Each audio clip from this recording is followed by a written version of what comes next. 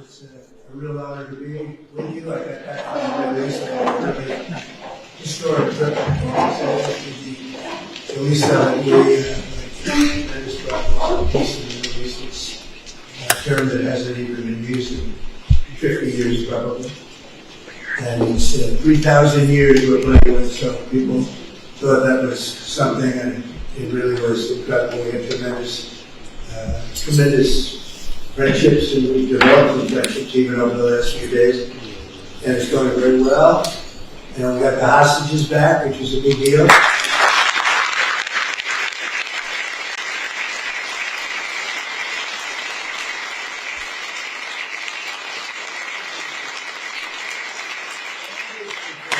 And other things are happening, even today, things are happening that are very positive. Everyone wants to see it happen.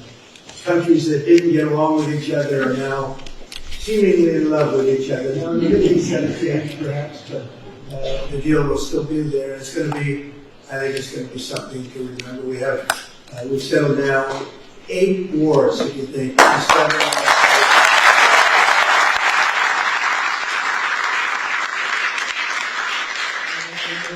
One of the easier ones I thought was going to be Russia. I thought the Russia-Ukraine would be easy. It would have never happened. It should have never happened. But a lot of people are being killed in that war. It's the bloodiest war since the Second World War. I think that, and we'll get that one too, we'll stop. You know, it's not from the U.S. These soldiers that are dying all over the place. 7,212, they say last week. Look at that, 7,212 soldiers for no reason. It should have never happened. It should have, if the right person were here, it wouldn't have happened. I can guarantee you that. But it did happen, and we've made some good progress. Interestingly, we made a lot of progress today because of what took place in the Middle East. Only the deep-thinking business people would understand that, of which we have a lot of. We have a lot of legends in the room tonight. And that's why we're here, to celebrate you, because you've given tremendous amounts of money to see a ballroom built for the first time at the White House. The White House, for 150 years plus, they wanted to have a ballroom, and it never happened because they never had a real estate person. Yeah, I like it. For me, it's like, I love it in between China and Russia and everything else that we deal with. It's going to be a great ballroom. It's going to be a great ballroom. As an example, this has really been the ballroom for many years, and it holds 100 people, of which we have 125 today. But we have 128, and I've never seen it with 128. And by the way, you're going to have a little good entertainment from the military band right after this. I see some really talented musicians. They're going to do a few songs, and you're going to love them. They're very talented people.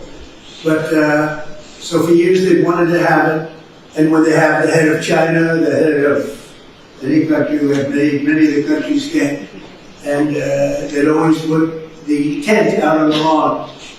And it was not raining, you get away with it a little bit, but it's still a tent. And the biggest dignitaries in the world, not only political, in many other ways too. And so I always said that if I pull it off again, we are going to build the ballroom, and I'm going to start right at the beginning. We had it designed by one of the top architects in Washington, who's very, very respected. And very, very respected, actually. And we started the process, and we have it concluded, and it's actually starting right behind us. And if you look, this is really a knockout panel. Should I show you? I guess maybe you sort of see it. Right? So we don't really want you to walk on there, but you can take a look if you want. Because we took out all the strength from underneath. That collapsed. We collapsed it over the next few days. It's going to be demolished. Everything out there is coming down, and we're replacing it with one of the most beautiful ballrooms that you've ever seen. We have some pictures, and basically it's right here. Here's your White House. Here's the West Wing, and here's the East Side, which has been tinkered with for years and years and years. And they had originally a very beautiful building. They called it the East Wing, but that was sort of semi-knocked out about 5 times and changed and redone, and everything else. It was originally done by McKinney and White, the architects. And So that came down, and mostly it's taken down already. And we've started excavation. I'm very good at building things on time, on budget. I think that you're not going to see, like the Fed, where they're up to $4 billion or something, to make some walls. It's a crazy thing. This guy, he's too late. He should have been too late with that one, not done it. It didn't need to be done. They could have painted the ceilings. They ripped out a gorgeous ceiling like this. And then they said, we have a problem. Now we have to put one up. How do you do a ceiling like this?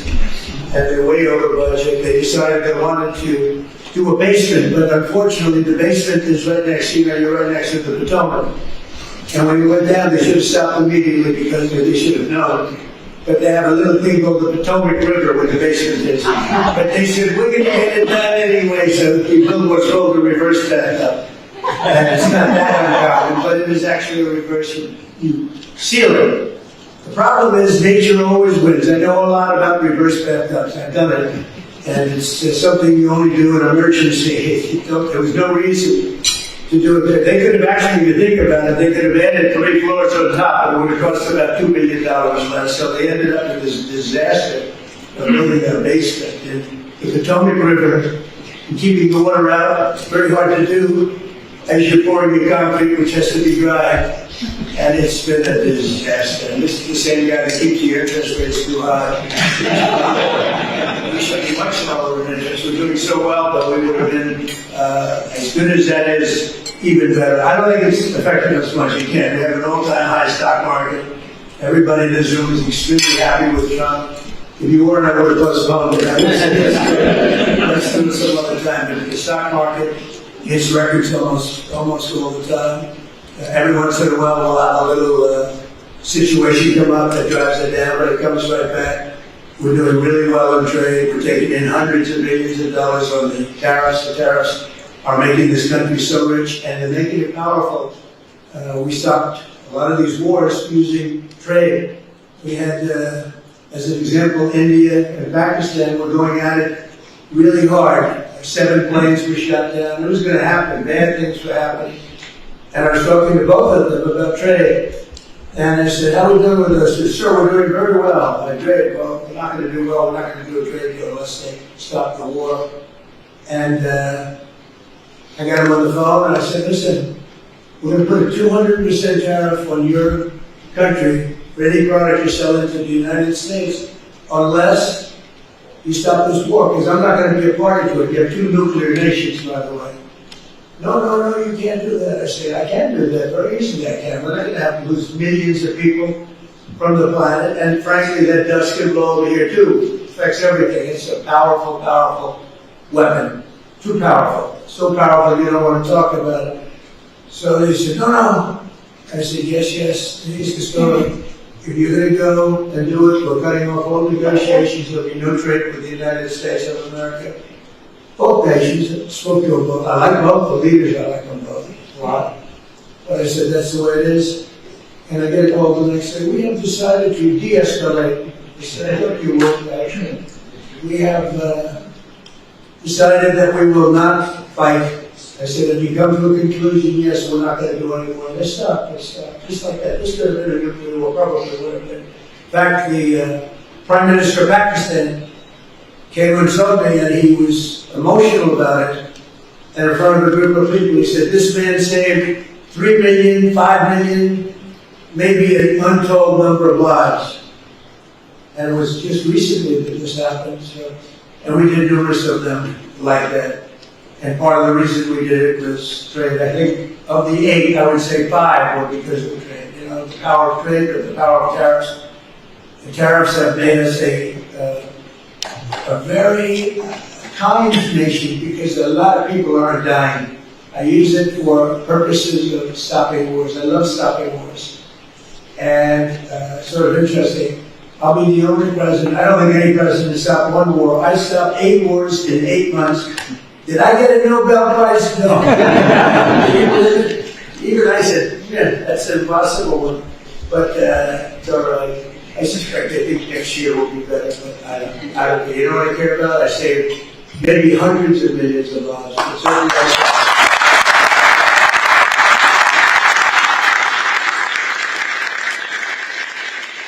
So now we're getting back to the point. point of hand. And that's where you're looking because you contributed to this incredible building that people have wanted for so many years. And we show another building, it's an arc, it's the arc. So that circle, that's Arlington Memorial Bridge, as you know, it's sort of the most important, one of the very important structures. At the end of it, you have a circle that was built 150 years ago, nobody knows really when. And in fact, they put a couple of columns on each side. So you have 2 columns on one side, 2 columns on the other. But you have in the middle just a circle. And everyone that passes has said, something was supposed to be built there. That's true. But a thing called the Civil War interfered. That's a good reason. I would say that would be a good reason, not the great act problem. The Civil War, if you said you're having a war, I think they have a good reason not to build. Again, you know, they were building the Washington Monument, then they stopped, and you can see where they stopped because the stone is a little different color when you get up to the middle. But anyway, they stopped here. And then they were, in 1902, they would have put a statue of Robert E. Lee up. Would have been okay with me. A lot of people would have liked it. Would have been okay with me. Would have been okay with a lot of other people in the show, but they didn't do that. And so for years and years it sat. And every time somebody rides over that beautiful bridge going right to the Lincoln Memorial, it's so beautiful, right? It's, they literally say, something's supposed to be here.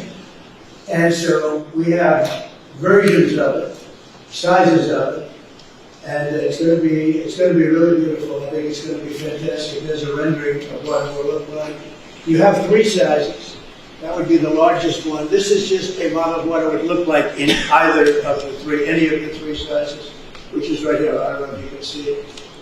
So that's Lady Liberty. Lady, did you ever hear of Lady Liberty? On top. But, so the sizes would be very different. Now here's Lincoln, and this is sort of facing this way. And so, you know, this is a direct line. They did this, they didn't do that. So this would be, there you go, small, medium, and large. Medium and large. And whichever one would look good. I happen to think the large looks quite large. Why are you shocked to hear that? So we're going to, you know, just do something for the city. I'm so proud of what we've done with crime. This is a very safe city, and this went from a very unsafe city where you were afraid to go out to dinner to a city that's extremely safe. The people that we have working on this, it's been a miracle almost. It took 12 days. We took out 1,700 people, brought them back to their countries from where they came. Many of them were let in through the Biden open border, brilliant thing, where they let people in from jails, from prisons and mental institutions, insane asylum, that's a mental institution on steroids. And I mean, they were literally emptying out insane asylums into our country. This is Venezuela, but other countries also, not only Venezuela. And speaking of Venezuela, we have a lot of drugs. We had a lot of drugs coming in by water. And that stopped. In fact, nobody wants to go fishing anymore. Nobody wants to go anywhere, anything near the water. They might have a beautiful boat, and they might as well get rid of their boat because they are very nervous about it. Going on the water, it's been amazing. So now we were having literally, it was like a subway train of people and drugs coming into this country. A lot of them coming from Venezuela, a lot of them come from Mexico and Colombia, to all fairness. But we wanted to knock out one track, and I can tell you we cannot find anybody anymore.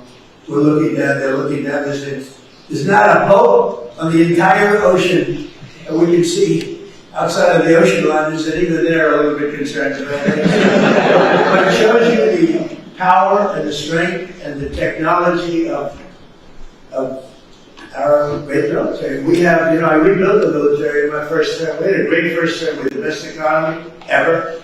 We had a rebuilding of the military. We had the big tax cuts and the all of the assets of the tax cuts, including the 1-year depreciation. You let it off in 1 year.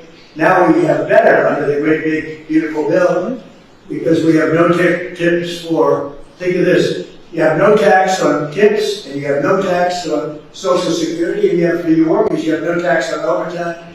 It's really a middle, I would say a middle of the road bill from the standpoint of who is it representing. It's the workers. It's the biggest bill ever passed in the history of Congress. And I'm glad we did, because we don't need any more bills. We have everything in that one. Plus we have the deductibility every single year for 10 years. The other one had it for 1 year. You had a rush. This year, this time you don't. Actually, I was in favor of rushing because that's awfully good for elections, but it's not about elections. It's awfully good. So you have deductibility. You have so many different things. We have great social programs, $50 billion going to rural hospitals. So the great, big, beautiful bill, and we got it all in one. I was very happy because we had little arguments about that. A lot of people wanted to do it in small chunks. I said, you do it in small chunks, you'll never get it approved. You'll get some approved, but not all of it, and not even close. You get much less, I would say less than 30%. So they've never done this before. They put every single thing that I wanted for 4 years in one bill, and we call it, some people call it different. I call it the great, big, beautiful bill, because that's what it is.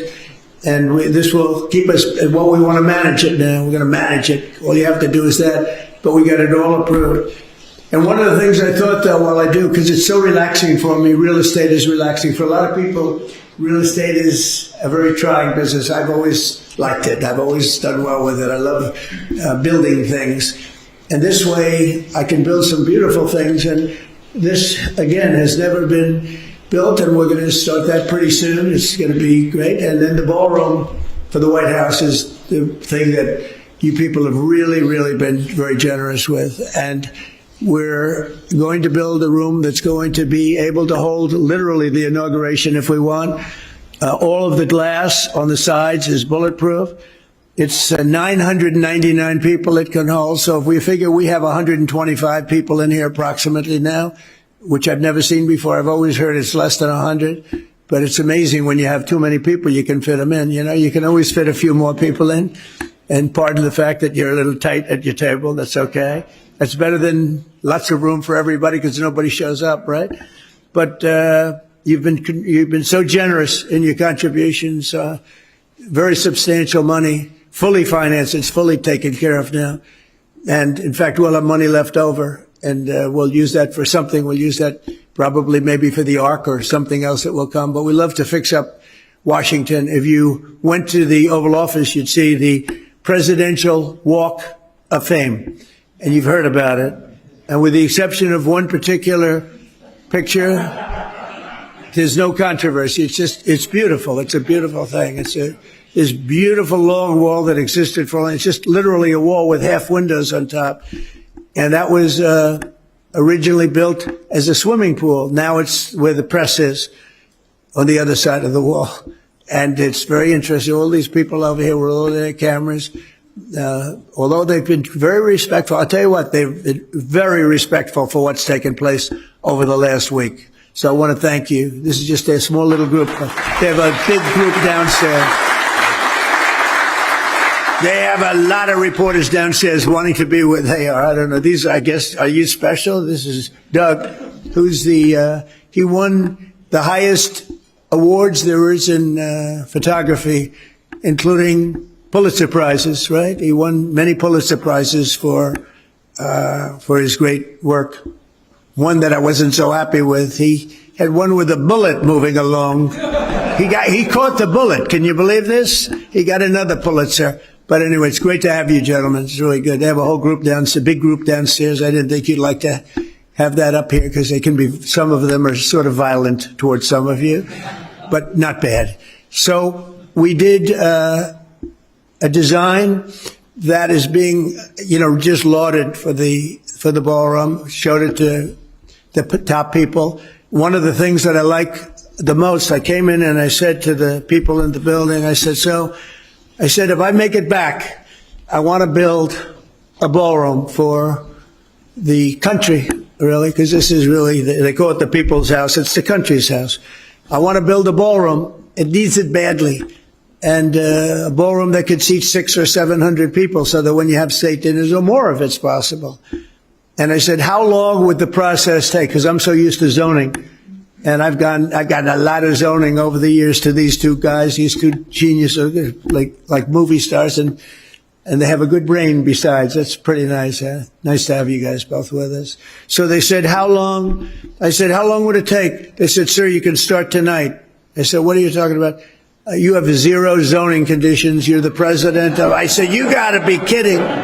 You mean I can actually do something that I really want? Because I'm used to sitting with heads of community boards and politicians, and it's fine. It's part of the beauty, if you want to call it that, or sometimes it's not so beautiful, of being a real estate developer, especially in New York. It takes you years and years, and it's, it's heartache. And they say, well, sir, we'd like you to cut off 40 stories. I had one where I had it 67 stories was approved. And we go to the end and I get an emergency phone call from the head of the board. Sir, may we see you? Yes. They come in, sir, we're going to really not be able to approve it. We want you to cut off 42 stories. Cut off. In other words, I'm going to lose 42 stories. I said, there's no way you're doing it. So we fought it out for 2 years. You end up getting what you want, but it's a brutal process. So over here I said, how long will it take me? Sir, you can start tonight. You have no approvals. I said, you got to be kidding. He said, sir, this is the White House. You're the president of the United States.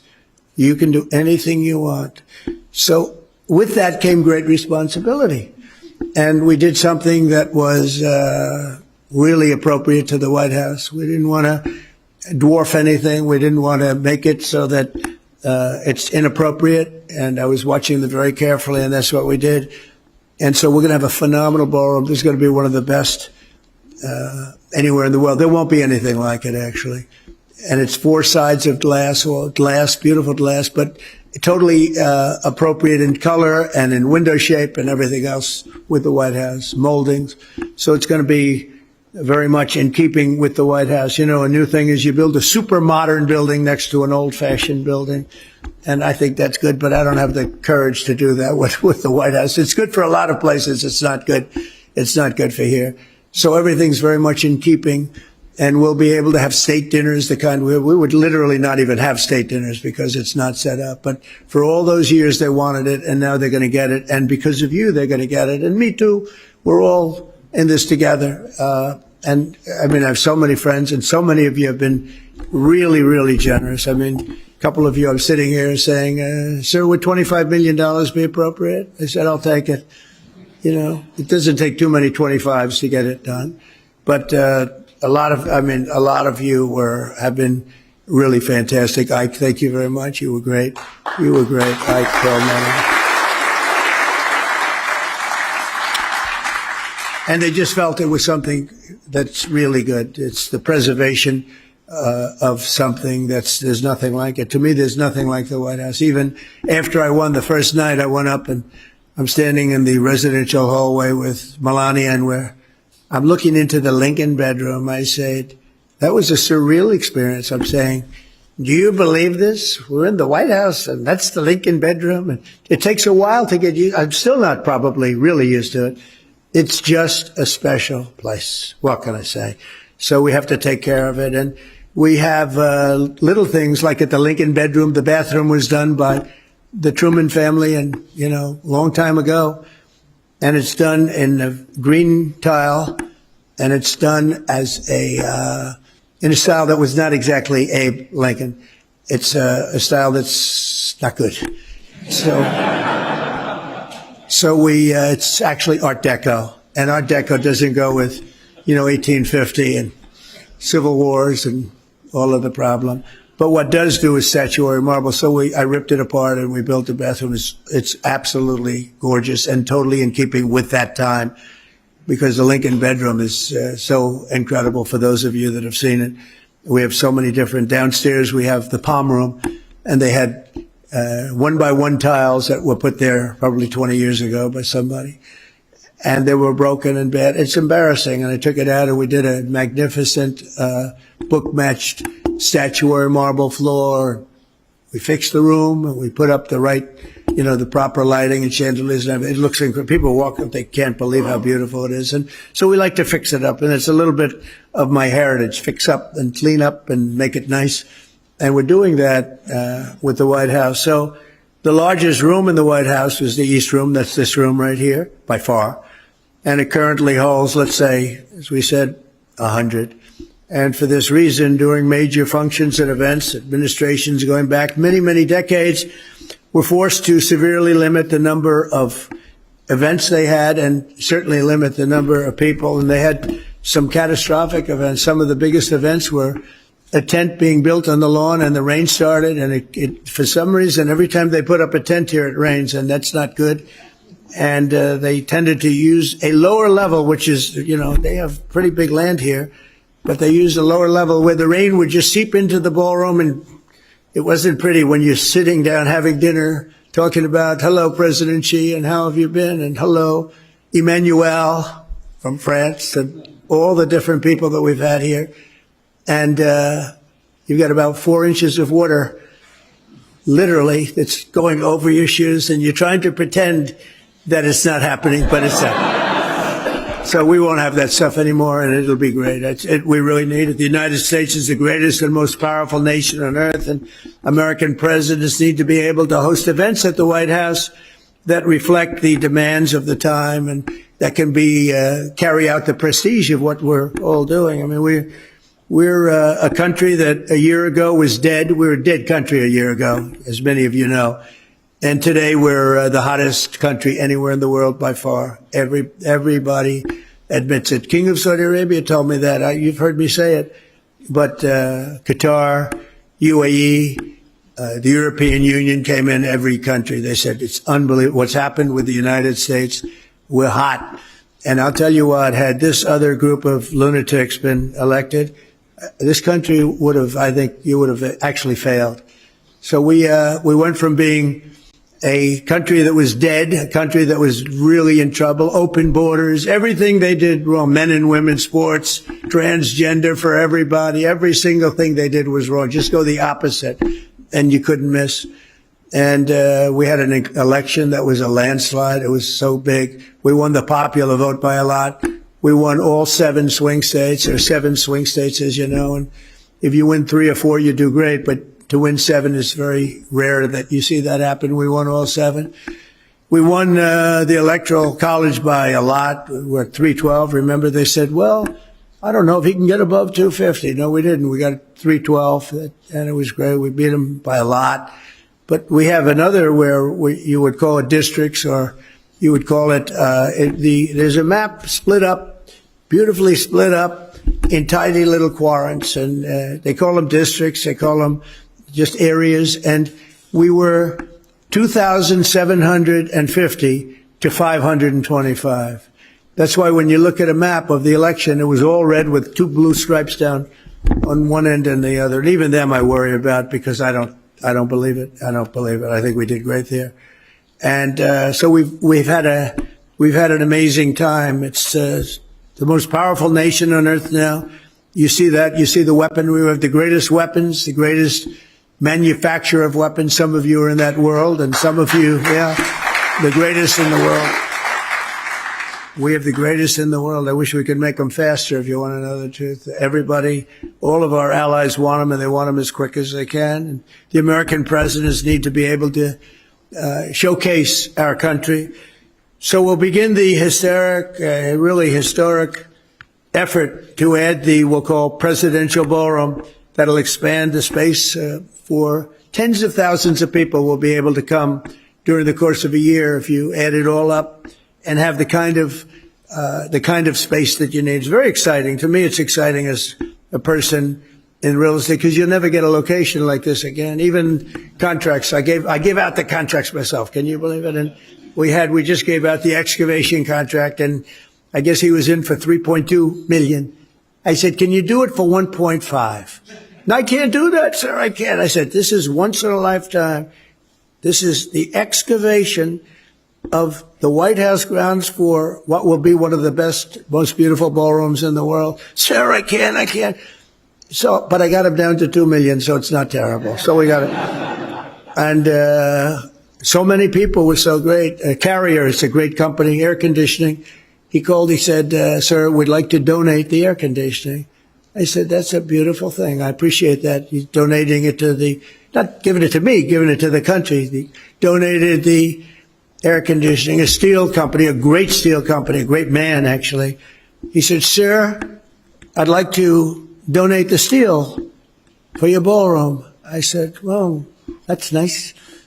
And I found out, how much is the steel? I called the contract. So it's down for $37 million. I said, this is a nice donation, right? He wants the steel, and he wants to make it great steel as opposed to garbage steel, because they dump a lot of garbage around, you know. Steel is like everything else, including human beings. Steel can be high quality and it can be low quality. He wants to make sure it's high quality. And so many different people are donating services and they're donating products to the ballroom. It's amazing. If we keep going like this, I may be able to build it for nothing. You know, we'll get it built for nothing. But we're going to be projecting a cost that's going to be, we're going to come in under budget. We started with a much smaller building. And then I realized, we have the land, let's do it right. And so we built a larger building that can really hold just about any function that we want. It'll be done with really exquisite taste, the finest designers. And I consider myself an important designer because they come in with things that they may be good designers, but boy, the things they can recommend are horrible. And we wanted classic, the utmost respect for the historic beauty and grandeur of one of the most iconic buildings anywhere in the world. You go to the White House and you see that picture. When you ride up in the drive, like tonight, probably some of you realize you drive up that drive and you're looking at that building all lit up and gorgeous and perfect. And we take good care of it too. Wasn't taken good care of. The Oval Office is now at a level that it's never seen before. We take really great care of it. They weren't taking good care of it for 4 years, I'll tell you that. This addition will be completed in the classical style that complements everything else around it, including the Treasury Department, which is right next to it. We have been working very closely with the incredible people of the National Park Service. They really are. They love this place. They're very proud of it. The architects, historians, and everyone else, and many others, to ensure that the project will be beloved and loved for years to come, for centuries to come. It's going to be up for a long time, I hope.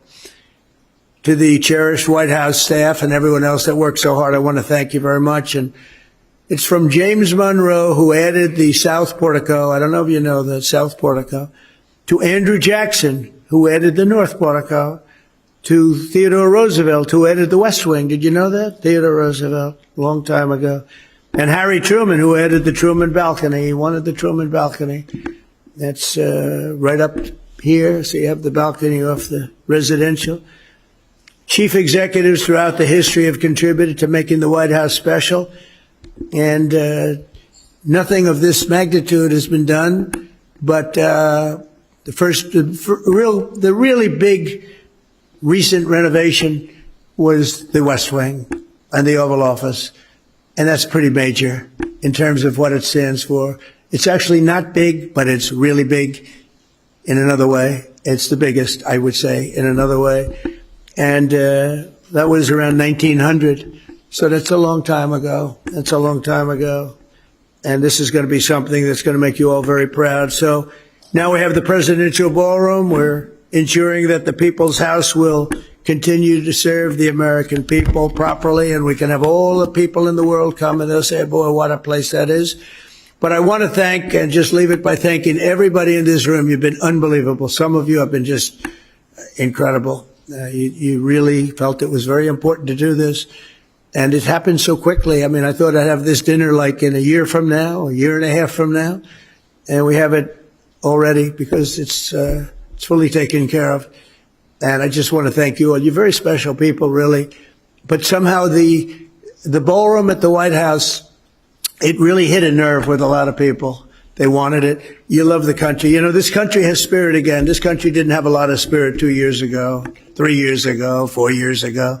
It developed spirit on November 5th, where a lot of you were with me. Some of you weren't, but you quickly became with me. It's amazing the way a victory can change the minds of some people. But most of you were with me. And Pepe, you were fantastic. He's got a little sugar business. He has a monopoly. He has a monopoly on the world's sugar. I would say that's a good business. I know nothing about sugar, but I would say a monopoly on sugar is pretty good, Pepe. Thank you both very much. Thank you, darling, for being. Well, thank you both for, yeah, that's right. He ends up with good real estate. It starts off as sugar, then all of a sudden he's in the middle of a city. And he ends up, but he's been great and a supporter right from the beginning for years. And I see you sitting out there, and I appreciate it, and so many others. So I just want to say thank you all. Simply behind me, so is a knockout panel. This panel, the next time you come here, will be opened up and gone. No problem with any of the surrounding areas. This room will be fixed. This will be like a cocktail. The whole floor will be cocktails or pre-briefings or whatever it may be, lots of different things. So the entire floor, so you come in, the entire floor sets up. We didn't have to do any of that. Usually you have to do that. You need different rooms to go along with the ballroom. They're already built, and they're built better than anybody would ever build, because this is beautiful stuff. It doesn't get better.